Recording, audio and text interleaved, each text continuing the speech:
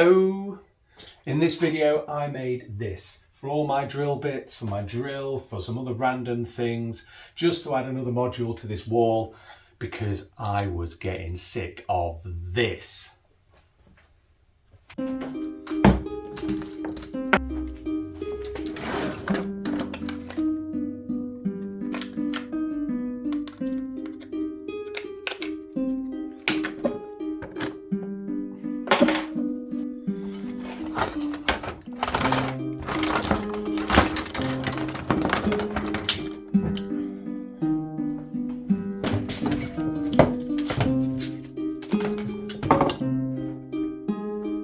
Of course it's there.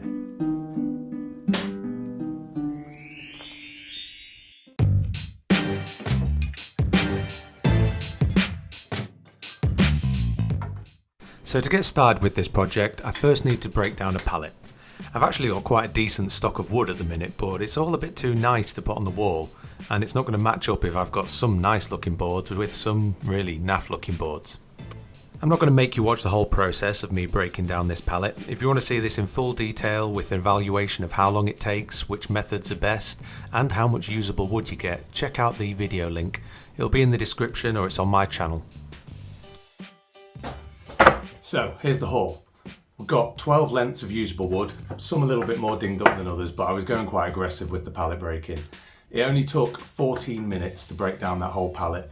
12 lengths of wood. Yes, they're a bit rough and ready. I'm going to use some of them to sort the storage at the back. So they're going to go through the planer. The others, I've won on two ways. I've got some free wood and it's one less pallet clogging up the garage. These are a lot easier to store than one of those grotty pallets. Anyway, time to plane, which I hate. That's my ears. Yes, I still use ear defenders. Now that my 6 lengths of wood have gone through the planer, these are just on the faces. I've not bothered doing anything with the edges because it's not necessary for this project. Nothing's getting glued together. I lay them out. They're all the same length, but as you can see just in the background there, I don't like that.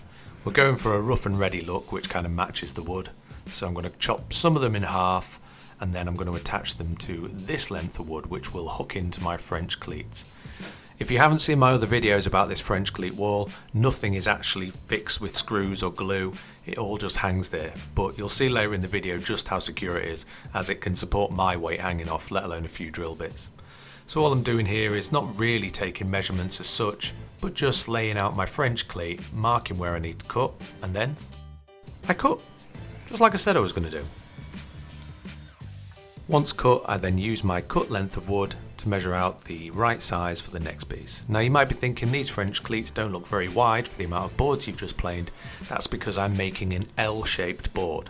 So 2 of these cleats are going to go for the narrow, taller part of the L, and then there'll be 2 wide cleats that go at the bottom. I'm using a different routine for attaching these boards this time. I'm going to use my nail gun, my brad nailer. Now, I don't know why I didn't think of this the first time.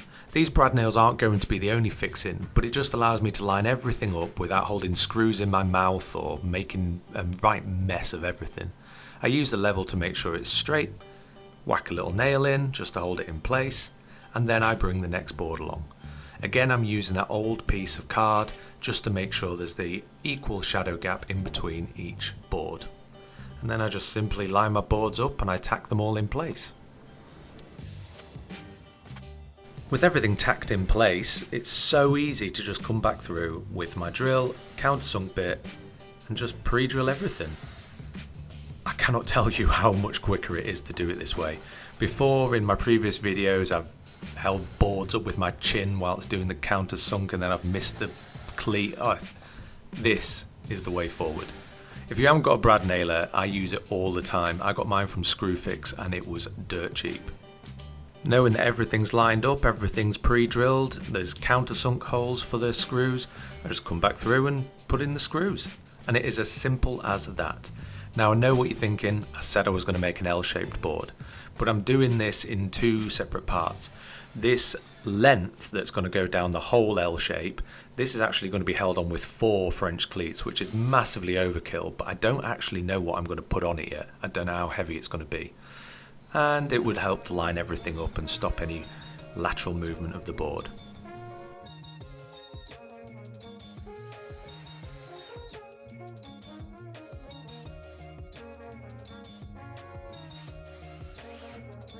Despite having 4 pairs of safety glasses knocking around this garage somewhere, I can't find a single pair, and it's infuriating. So I've gone for a full face shield, looking like some kind of majestic knight in shining armour.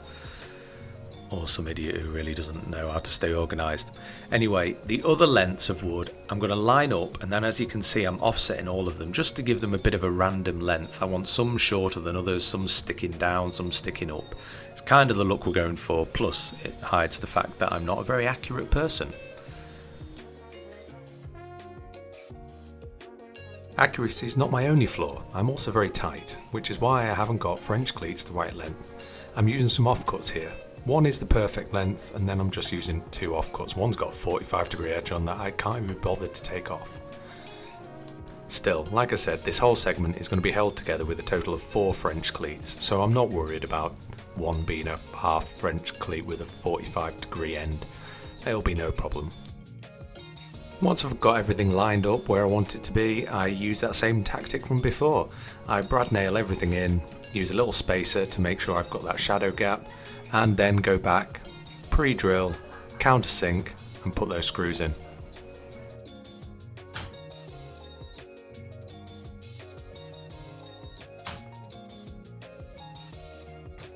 I will just mention how important it is to make sure that those screws are going into the French cleat that sits on top. If all those screws go too low and merge those 2 French cleats together, then you'll never be able to get this off. That might not be a problem for you, but as you can see, if it just hangs, you can move it, adjust it, and you can even hang on it like this, which is what I'm doing now. So strong! I was tired, I had to let go. First thing I want to attach to this new module is my battery charger. I've got a socket right next to the module itself, so I'm going to affix this. This is a little trick I picked up the other day while browsing Facebook, and if you put a piece of tape over the back and then use a pencil that you cannot see, and then reach for a Sharpie which you can still barely see, and mark those screw holes on the piece of tape, you can then take that tape and attach it straight to the wall. I'm just using a level here just to make sure that tape's lined up perfectly, but those 2 dots that I've drawn on the tape, they're where the screws are going. And this will mean that there's no messing around trying to find the right spot for the screw and then realising that it don't quite line up with the holes in the back of the charger. Now I haven't even pre-drilled the holes for these screws. I'm using those turbo drive screws that I mentioned in my last video. They're really good. Once you've got them started, they just go straight in and they don't split the wood when you put them in. I'm having a little bit of difficulty because I decided to put this straight through a knot in one of those boards. Anyway, once you're done, take the tape off and it should fit perfectly. Just like that. Now I was thinking about cutting the wire and then threading it through the back of the board and hiding it, but I just thought I'd hide it behind these lengths of wood that are laid up against that plug socket there. I'm not that particular. And as you can see, this is now storage for my battery charger and I've got easy access to it. Easy. Next thing I wanted to tackle was my drill bit storage. So I just take this old scrap wood and I have roughly measured it so that it fits nicely between the boards and looks kind of symmetrical. Once again, I need 2 of these, so I just use one to take the measurement of the other, seeing as I'm not working with actual measurements here.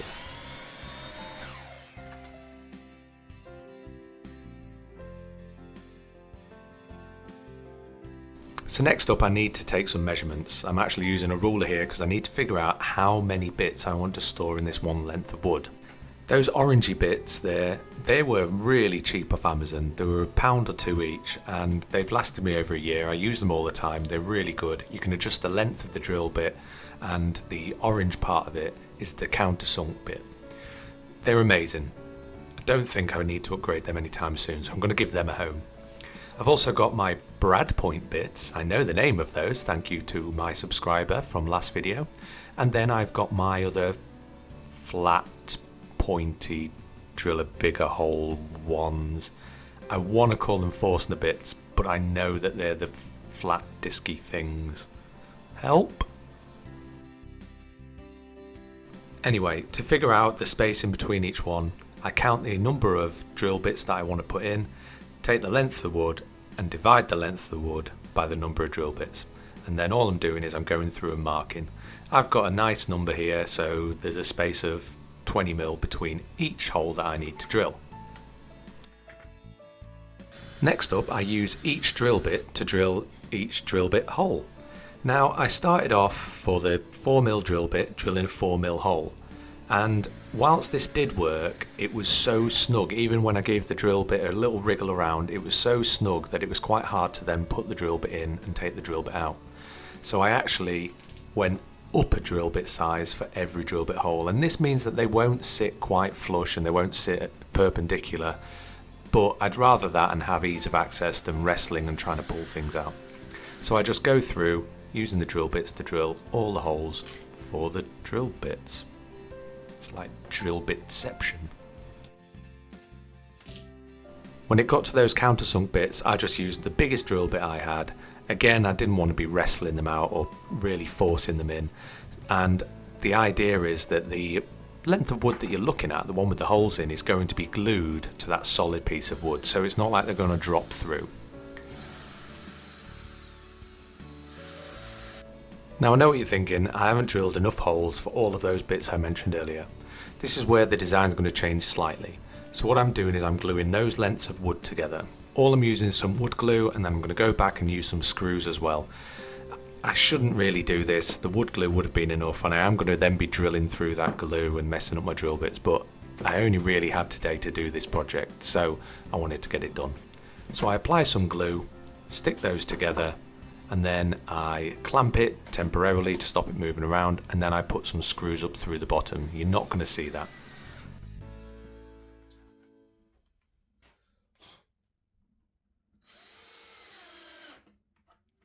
Now that that's all glued together and screwed as well, I take my scrap piece of wood, and those points that I've marked out already, I'm just going to go straight through with my large drill bit. Don't know what size it was, the biggest one, I can't remember, and I'm not going back out to the garage to look. This time I'm drilling all the way through, and those bits that are definitely not forcing the bits, but definitely do have a name, they're actually going to go all the way through and just be held by the wide flat hole drilly bit at the end so that they don't fall through completely.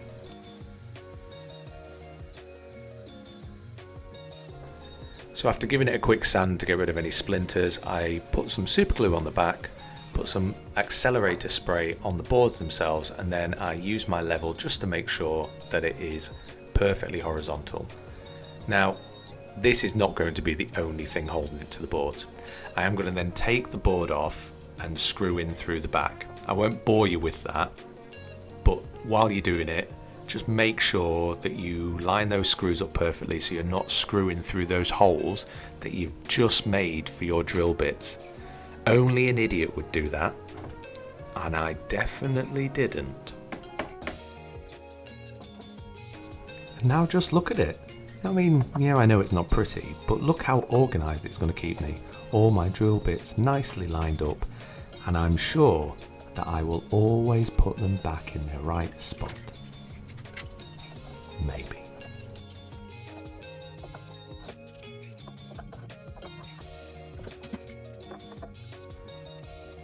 Oh, you thought we were finished there? Or maybe you were hoping we were finished there and you're just a bit bored. But no, now we're doing some actual woodworking. I'm going to make a fancy shape. And this shape is going to be arms to hold my drill. So all I'm doing here is I'm figuring out the width of my drill, and then I'm going to use a round object, which is just a tin lid here, to round over those edges. I'm going to get that marked out, and they're going to be 2 arms to hold the drill. Now I've seen a lot of drill stations where you put the drill in front ways or with the back to the wall, but I don't want anything sticking out from the wall that much. I want my drill to sit flat against the wall. That's why I'm making these arms. I use the jigsaw to very carefully and very slowly cut those curves. What I found with the jigsaw was I was always being too aggressive. If you go nice and slowly, you can actually cut pretty much any curve, providing you've got a decent blade in there. Once I've cut the curve on one, I then come in and do that little notch you see. I'm going for these kind of arms, and I wanted them rounded. Everything's so blocky on that wall, and I wanted to just get a little bit fancy. Once I had my 2 arms cut, they were pretty much the same size. They were a bit rough, so I decided to use my drum sander, no wait, my belt, no I haven't got one of those, my oscillator, no, yeah, I just have to use this orbital sander and then risk cutting my fingernails down a little shorter. But I just round everything over, make sure it's nice and smooth. Again, this doesn't have to be perfect, but I just wanted to fancy it up a touch. Once I'd got everything smoothed over, I used this length of wood. I could have attached these straight onto the boards at the back, but I thought this was the easier option. I just mark out roughly where the arms need to go, as one's going to sit slightly higher than the other. I don't take any measurements for this, I just use the drill itself and kind of position them around it. Then I use a mixture of wood glue and a little dot of super glue. I'm going to use that spray adhesive again, and this will just tack them on temporarily. Once the glue sets, that will make it stronger, and then I'm also going to screw in from the back as well, so it's triple strength, just like me.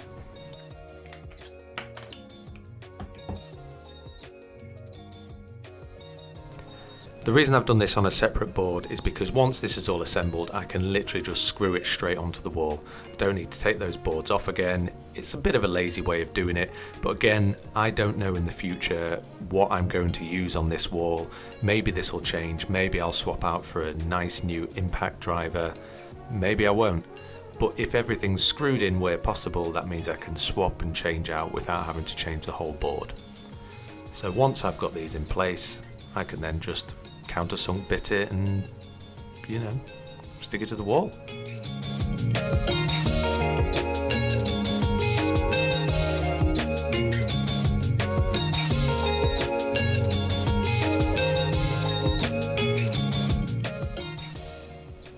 Over at the wall, I put it into roughly what I think is going to be the right position for it, knock the camera, and then decide where I want it to go. Once I know roughly where it needs to go and make sure I'm not going to hit any of those French cleats in the back, I screw in the centre screw. There's 3 in total, probably overkill, but the centre one is the one you want to screw because then you can put the level on, knock it up on one side or down on the other, and then just put the other 2 screws in. Nice and easy, no holding things against the wall with your head. I feel like this video I've made some very good decisions. I almost look professional. Maybe not. There it is, look. Place my drill to live. It'll live there happily with the battery on or the battery not on. Quite pleased with that. I've already achieved everything I hoped to achieve in this video. I've got a place to store my drill bits, a place to store my drill, and my charger.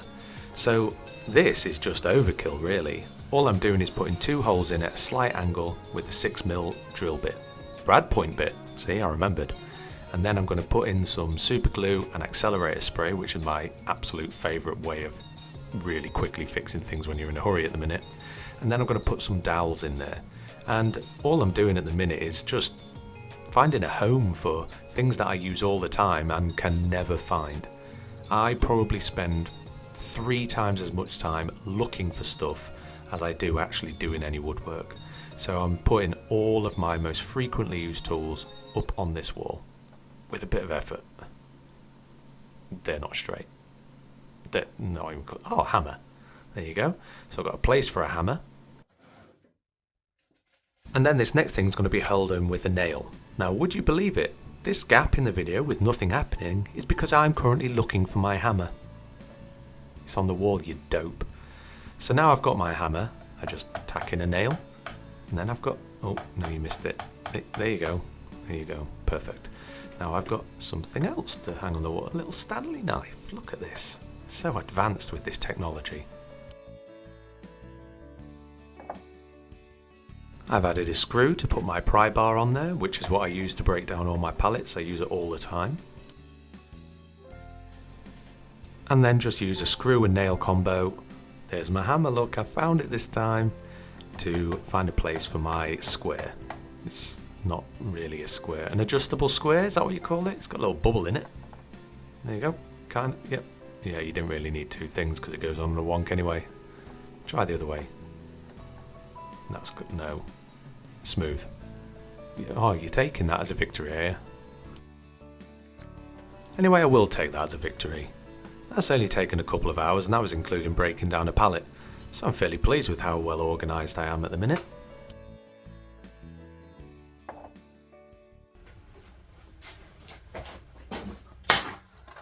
I hated these. The amount of times I flipped this open and the drill bits like popped out and fell out. I cannot tell you how pleased I am with how well this wall's coming on, and built so far completely for free. Nothing but pallet wood and scraps. I don't know why I said so far. I don't plan on spending anything on this project. Still got a gap down the middle. Got a plan for up here, but down here, I don't know yet. I'm thinking maybe shelves for glue and things like that. If you've got anything at all out of this video, please like and subscribe. It would mean the world to me to see this channel grow and actually become something. Thank you to all of those that have watched. Laters.